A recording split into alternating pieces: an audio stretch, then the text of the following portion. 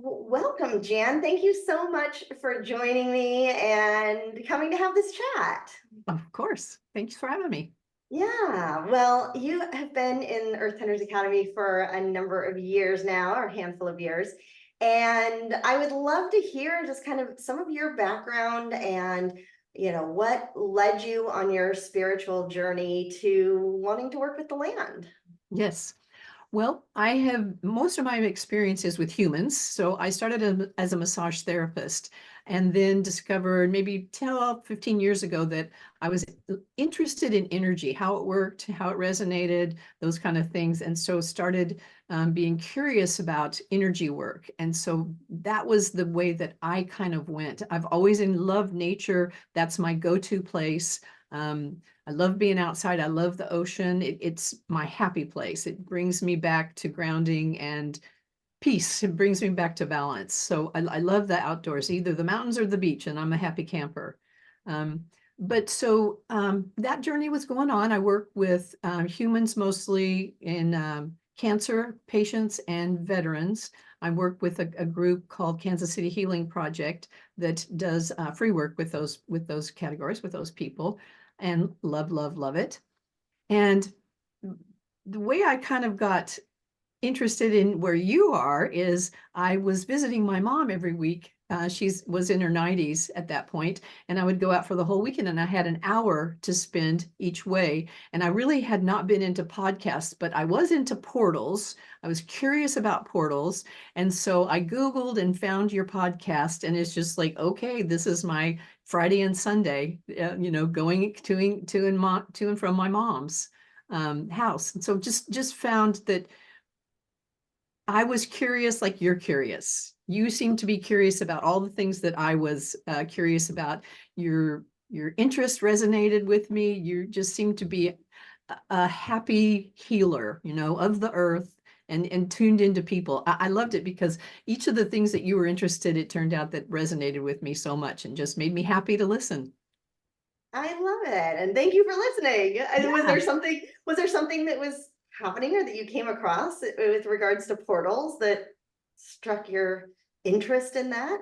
Well, like I said, my happy place is my backyard. So that's where I did do my meditations. And I have a lovely, lovely backyard with old trees, way old trees. And I kept getting a sense about this place in my backyard. And then when you mentioned portals, it's like something just clicked. And it's like, I have a portal in my backyard. And there is a keeper. And so, of course, I think a lot of your followers are love Bigfoot. And at one point, I kept having a dream about a gorilla, what looked like a gorilla who wanted to communicate telepathically with me. And I had that dream. And then when you started talking about Bigfoot, again, it was just like, aha, the the keeper of this portal is Bigfoot. And I know we talked about it, and they are funny. They are truly funny. And he told me that I could call him Yeti Bigfoot. He is actually brownish red, but as I see him as I sense him, but he told me I could call him Yeti Bigfoot. And when I asked him why, he said, well, because I honor the Himalayan people. I can't think of who they are. I can't think of the race, but anyway, when in the Himalayan people, that they are patient and they're respectful. And so he said, I admire that. And so that's why I say you can call me Yeti Bigfoot, because those are some of the characteristics um, that I respect. I love that. How Yeah. fun. And I hadn't thought about it before, but that's a perfect description of like, is this a gorilla in my dreams, right? Like, what is this large hairy creature that's coming to me? Exactly. And just while we're on Bigfoot, I haven't told you this before, but I was communing with nature and just a little getaway in Arkansas, and was having a little communication with my guide, my Yeti Bigfoot, and he was just out of the blue. He said, "You know why people perceive that we hit trees with another piece of a tree limb? Have you heard of that? That I have people, heard of that. Yeah. you know, Yeah. they What did they you clung." say? And he said, it doesn't work to clunk two pieces together because what we're doing is when you clunk that tree, it resonates down into the mycelium. I think I'm saying that right. The Oh, fungi yeah. root system that is the information highway throughout all of the woods. He goes, that's why we do it. I love it. I hadn't thought about that, but as soon as you started talking about it, I was like, ooh, the resonance, right? It was like I could feel it Exactly. in the tree. So, oh, how cool. And There that was there the gift he showed me that I could like tie in, ground into that mycelium. Am I saying that right? Mycelium? yeah, Yep. mycelium. Yeah. The mycelium network that was connected. And I just had a visual of the tree and him and us all connected. So I thought that was funny and fun. I love that. Thank you for sharing. I will Fun think about Bigfoot that next time. fact. Yeah, exactly. They Yeah. have lots. Yep. Yep. Yep. Well, Another thing I was real interested okay. is when you were interested in Marilyn Myceniak. Again, I think I'm saying her name right.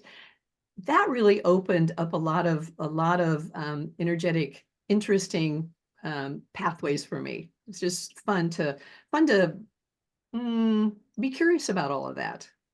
Yeah, is that, are you think, I'm trying to think of her first name. Is it Barbara Oh, Marciniak? Did I Barbara, get, yeah, I'm trying to remember too, but the author of Earth, I is that believe the book so. you're thinking of? Yeah, Yeah, really magical. That book is a portal every time I yeah, open it. And exactly. I've read it so many times and I think there's nothing I haven't read in that book. And and I'll open it up and think, never read that before. It's Well, that brand reminds me, new. I'm going to go back and read it again. I'm looking for a book right now, so I'm going to go back and read it. Yeah, Yeah, she has a few, but that one's my favorite for yeah, sure. I love yep. it. Well, was there anything in particular you were especially hoping to learn or do when you first started Earth Tenders Academy? Well, I was drawn to your connection with the earth, and it's an aspect that I had not thought about before a lot. And so I thought, well, I work with people, it's energy, and that's actually what was the connecting factor is that the energetic network that's tied to trees and humans and roots and mountains and all of those things. And it was just so fun to expand where you had already expanded, where I was following at that point, following your lead at that point, and just enjoying so much of the energetic work that we can do that's unseen, that benefits land, people, animals, energy, all of those things. I'm Yeah, trying and to it's think so of it. interesting because I went about it the opposite way, kind of, where I kept feeling drawn to the earth, but couldn't quite figure out, like how am I supposed to do this? And so it was in learning how to work with people when I was like, I don't really feel drawn to work with people. But then I realized, oh, like it's just like the land, it's not exactly the same, but there's so many similarities between the two that translate really nicely. Exactly. And I was excited to find that connection, that energetic connection that people and the land have in common. And to work with the land, people's own land and things that are bothering them about the land. I've really enjoyed doing the clearings and that's what I really enjoyed. So if I wasn't going to teach energy basics, I would say take Amy's class. Because it's so logical, it just makes sense. You build up, teaching people how to perceive energy, what it is, how to do it, just in such clear, concise steps. I love that part. But then the other part was the actual practicing. We got to, you make time to answer questions for one thing, which I love, office hours. And then we do energy clearings or energy, what do we call that? On the times Yeah, when property readings and property healings. readings. Thank Yeah, you. that's what I Yeah, call them usually. Yeah. property readings. Yeah.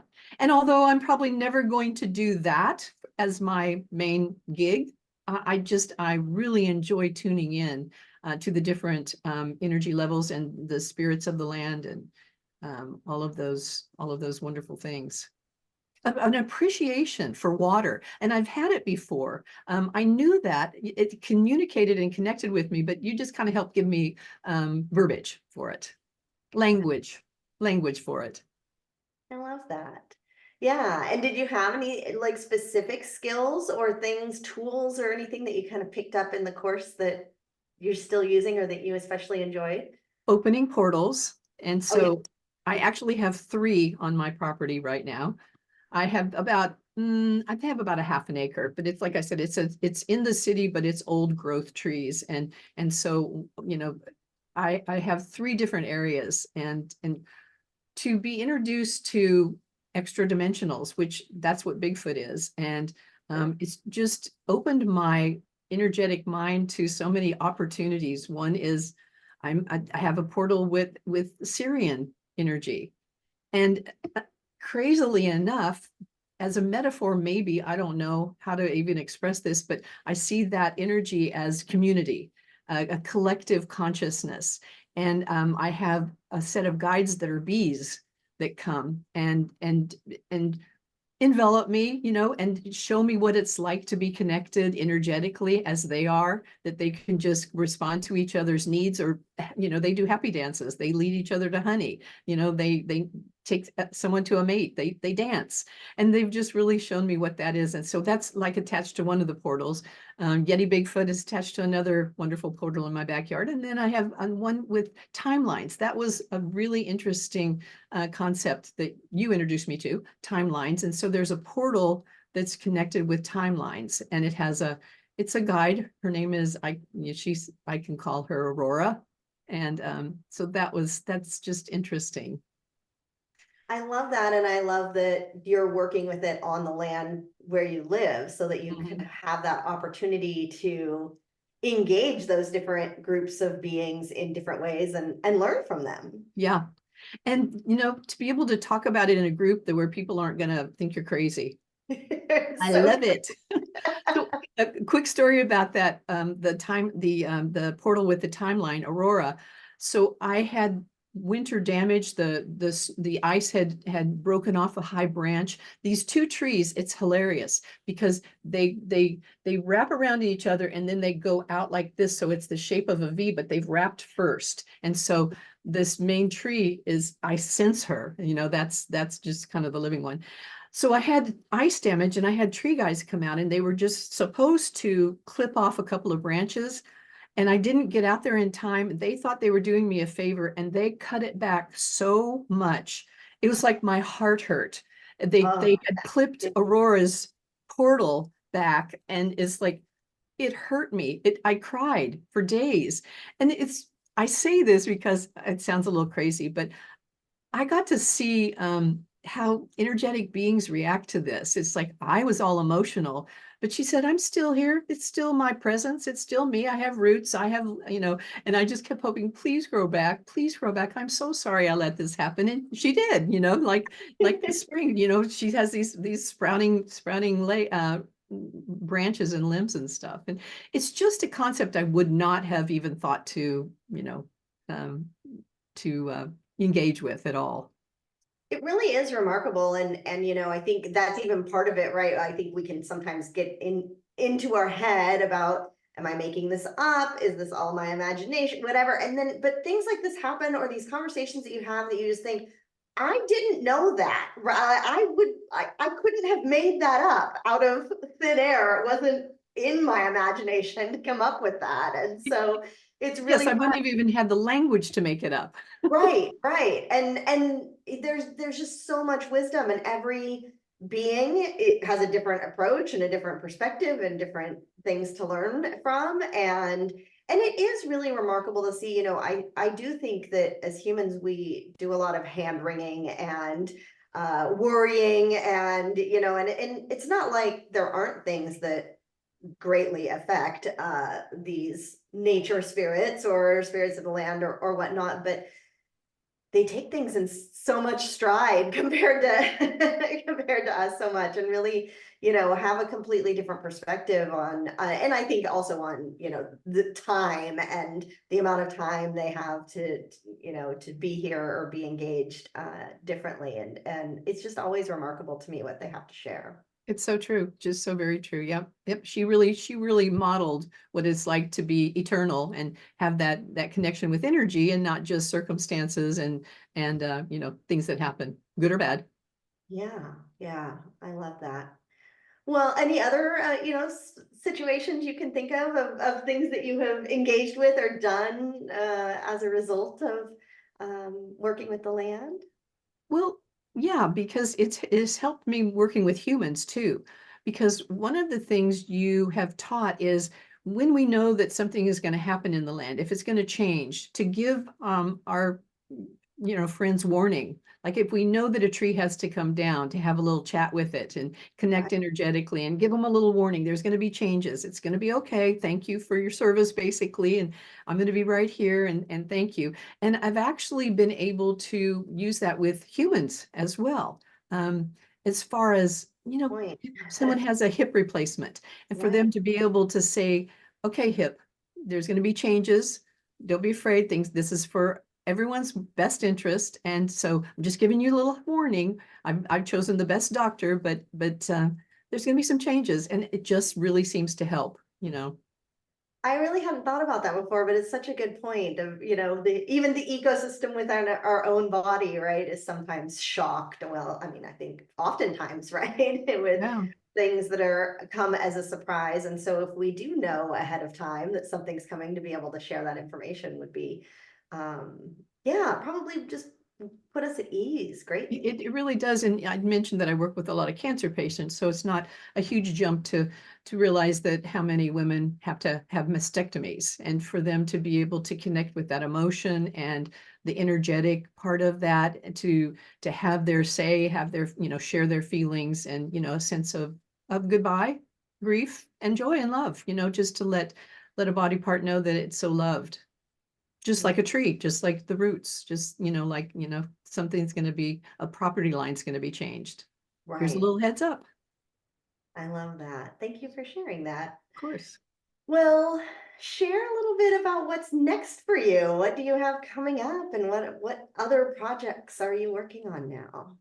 Well, I'm working with Kansas City Healing Project, but we're kind of going to be evolving into the same kind of work, but just in a different direction, called the Balance and Healing Network, where we'll be doing work with cancer patients and veterans. I work with the VA. We've trained a lot of nurses at the VA, probably 30 at this point, to do energy healing on patients in the VA with veterans. So that's a part of my life that's not going to change. The with the Balance and Healing Network, we're really looking more to doing teaching and classes.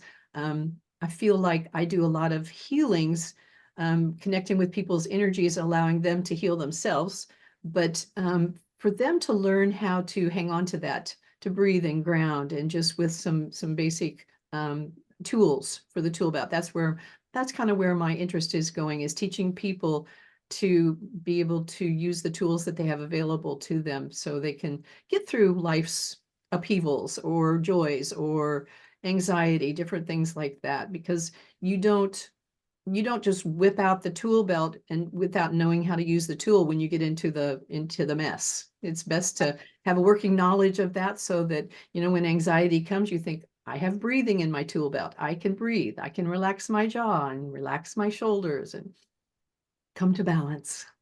I love it. That's wonderful. What a great resource to have in Kansas City, and how, I think probably that's not available in a lot of places. So Right. how lucky for the Yeah. hospital, the VA Yeah. there, to have your network.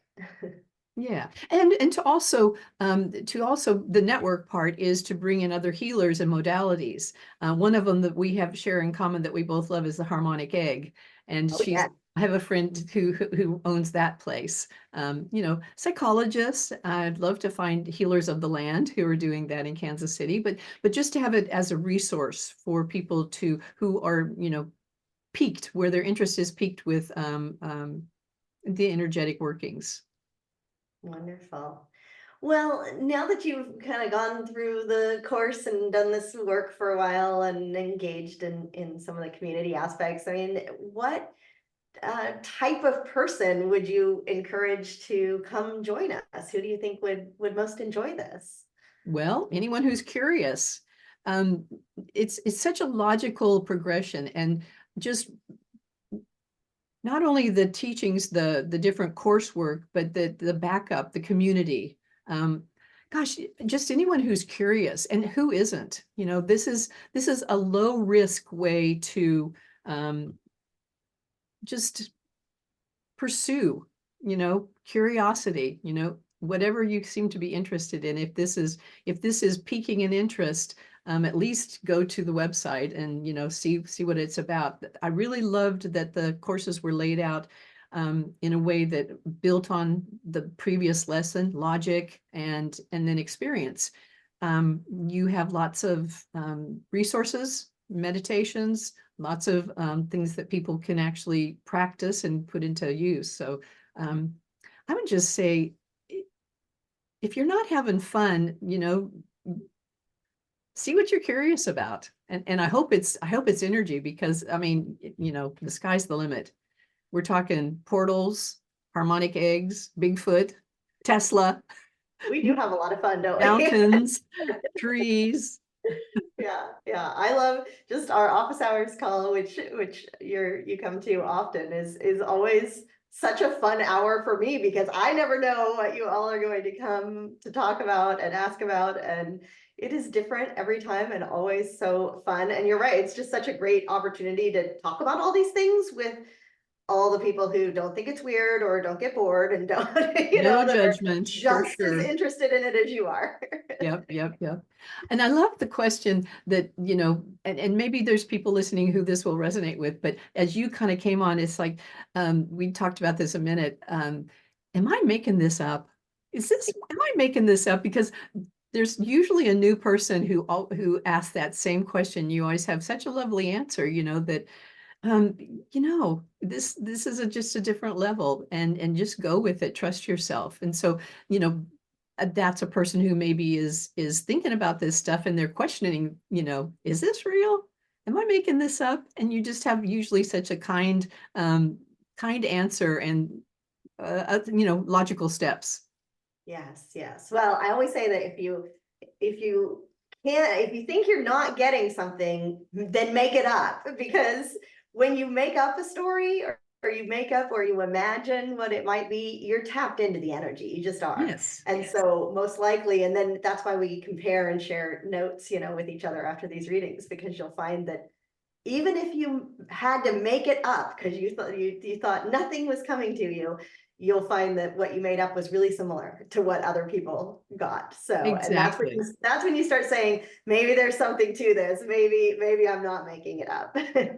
It's like priming the pump, Imagination is a very big part of energetic work. That it gets the ball rolling, and then all of a sudden you go, oh, okay, this makes sense, and click, click, click, click, click. Yes, very much so.